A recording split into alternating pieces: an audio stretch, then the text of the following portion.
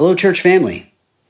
2 Kings chapter 4 this week as we are thinking through the Word.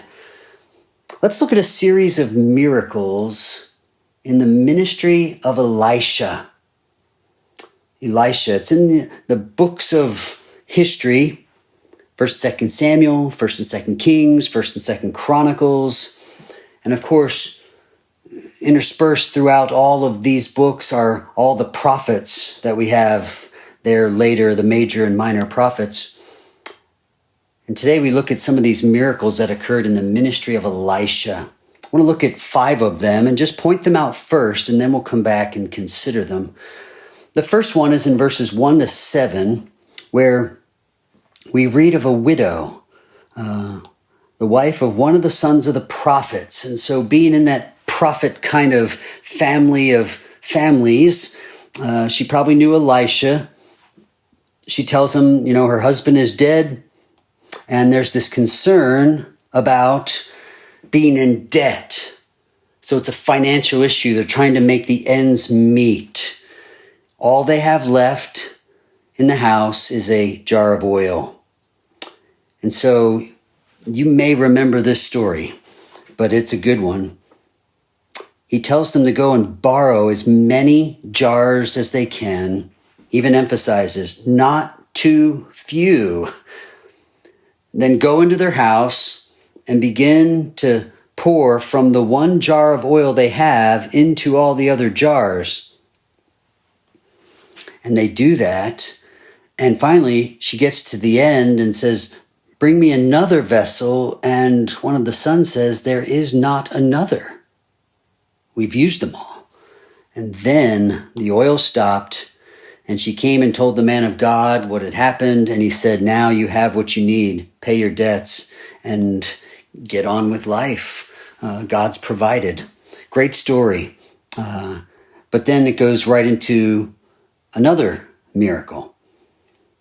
There's a woman who is of some wealth, able, as a matter of fact, out of gratitude, to build a small room up on the roof for the prophet. And, so you'll often hear at churches of a prophet's chamber.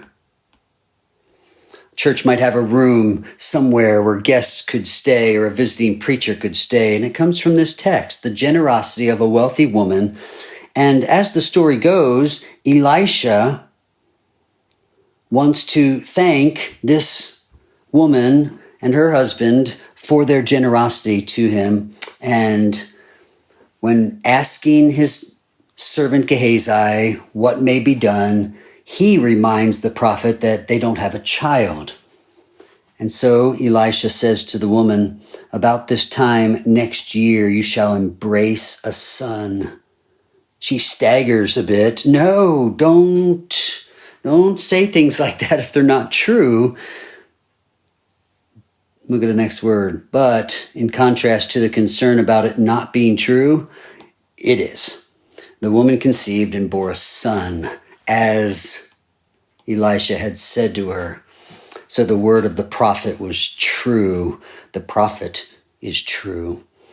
So that's the second miracle. The barren woman has a son. So the oil multiplies, the barren woman has a son, and the third miracle then is a continuation of this same story of this woman who had a son. Here, the child is grown, and that, as we'll see, he comes and sits on her lap when he's sick with this headache. So grown could be 4 or 5 years old. He's not an infant anymore. He's grown into childhood.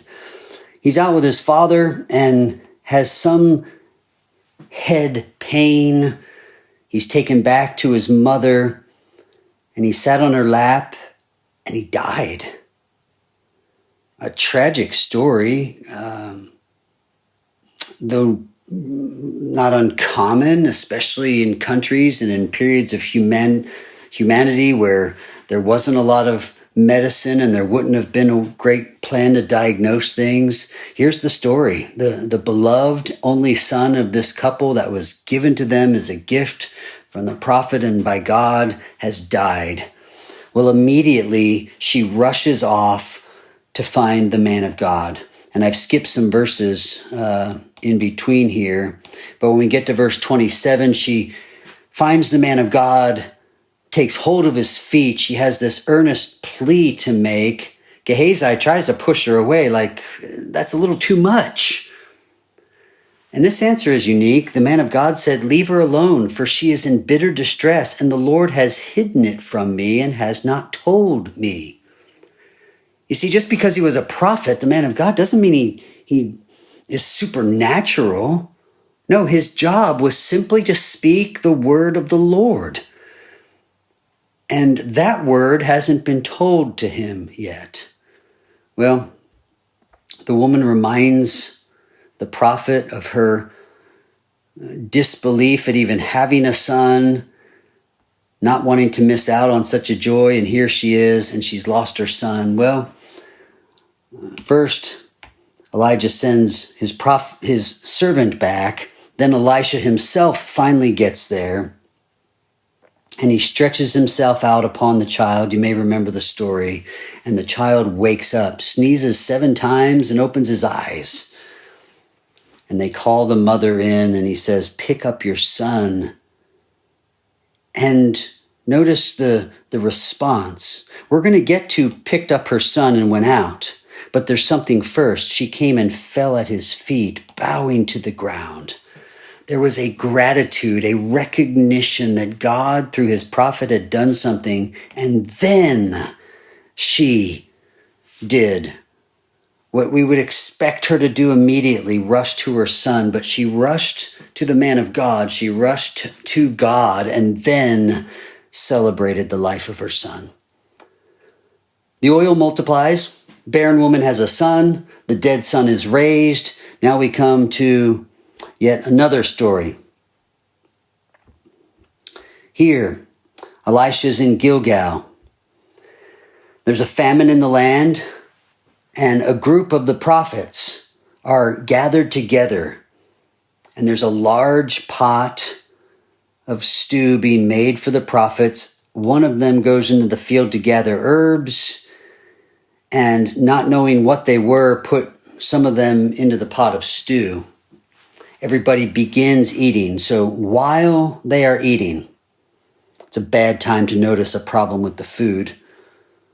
They cried out, there is death in the pot. Somebody knew enough of flavor or smell to recognize we are all in big trouble. There's something poisonous in the stew. He said, bring flour, and he threw it into the pot and said, pour some out for the men that they may eat. Well, you got to think there's a little bit of faith required right there between the prophet saying that they may eat and them actually moving forward with fork in hand and taking in the next bite. But what they found out, there was no harm in the pot. So the poisoned stew is purified. Then we come to one last account. A man came from Baal Shalisha to bring the man of God bread and grain in the sack. And Elisha said, give it to the men that they may eat. But his servant said, how can I set this, what seems to be a small amount, 20 loaves and some grain, before 100 men?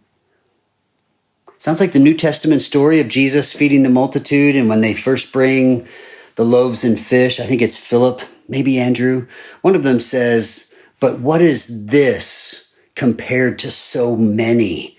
How can a couple of loaves and fish make a dent in this huge need? This servant says the same thing. How can I set this amount before this many men? So he repeated. And I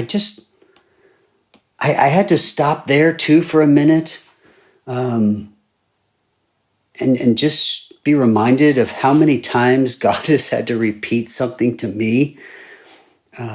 So take heart when you read that. So the man of God repeated, "Give them to the men that they may eat.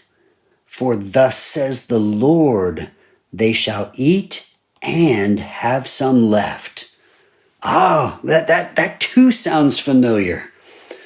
But notice how he implores this man bringing this gift by repeating the command, "Give it to the men that they may eat." And here's the weight of the repetition, because now he says, this is what the Lord is going to do. This is what God has said.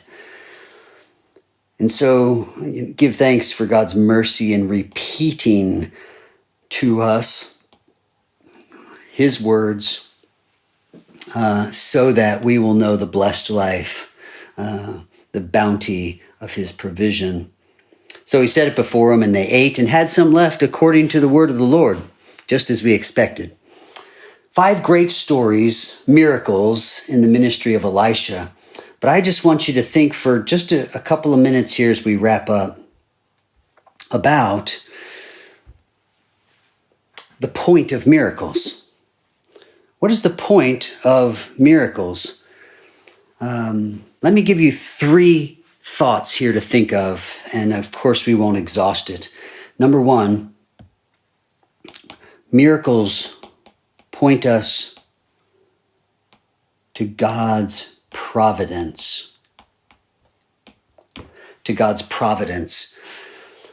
You know, we can't only focus on the fact that God can do anything. That's not the only point of miracles that are recorded for us. If we only focus on the fact that God can do anything, we'll leave people wondering why he won't do something for them. If God can do anything, if that's the point of these miracles, then naturally we'd expect, why isn't God doing that for me? Why won't he do something? So we must wrestle with more than just God's ability. We must reckon with his providence. And by providence, we mean that God in his wisdom accomplishes his purpose in our lives. So this providence is tied to both ability and wisdom, so that at times the ability will not always be exercised as it was for miracles. So remember, the definition of a miracle is something that is not the norm. And so not everyone has the same experience or the same outcome. Not everyone's child is raised. Not every bottle of oil lasts endlessly. Not every stew is purified after it's been ruined. Not every loaf of bread is multiplied. So these miracles point us to providence, and to understand providence, we must come in faith. So miracles point us to God's providence. Secondly, they point us to God's truth. So a couple times in these miracles, it happened as the prophet said. Miracles confirm the messenger and his message. It was true of Jesus, and so the whole book of John is, these things are written or recorded so that you may know that Jesus is the Christ, the Son of the living God, and that believing you might have life in his name. It was true of the apostles. Several times in the New Testament, we're told that many signs and wonders were given to confirm the apostles' message. And here in this chapter, we're reminded of the frequent expression, the man of God. You could go back and kind of trace it through chapter 4. And what we see is that here was a man of God, and his message is being confirmed by these miraculous signs. So miracles point us to God's truth. And then finally, miracles point us to God's salvation. We find ourselves reading through chapters like this, longing for the greater prophet who would come, who would work greater miracles of greater provision, who would overcome greater needs than just our hunger or our thirst or our physical life ebbing away. You see, when we read chapter 4 of 2 Kings, we recognize that the oil in all those jars that was sold and the one that they had left, eventually that oil would be gone.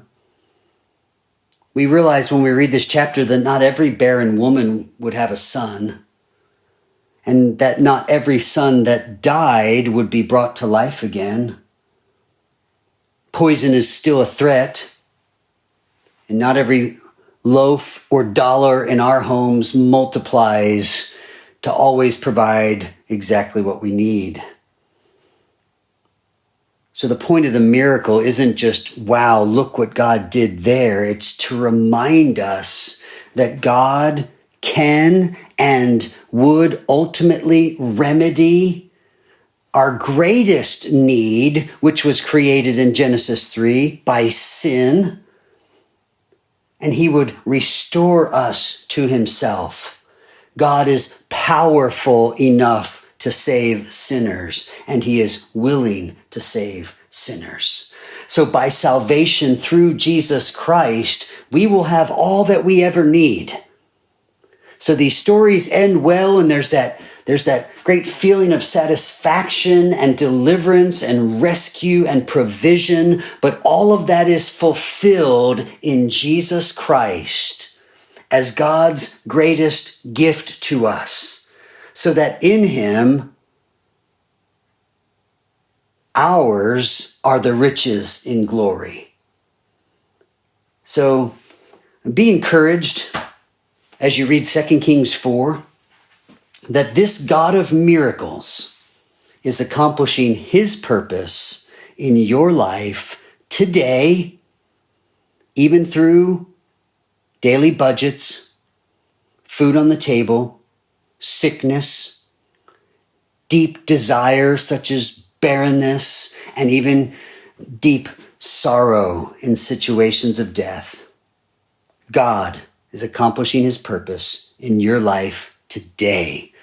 And that's good news from 2 Kings 4.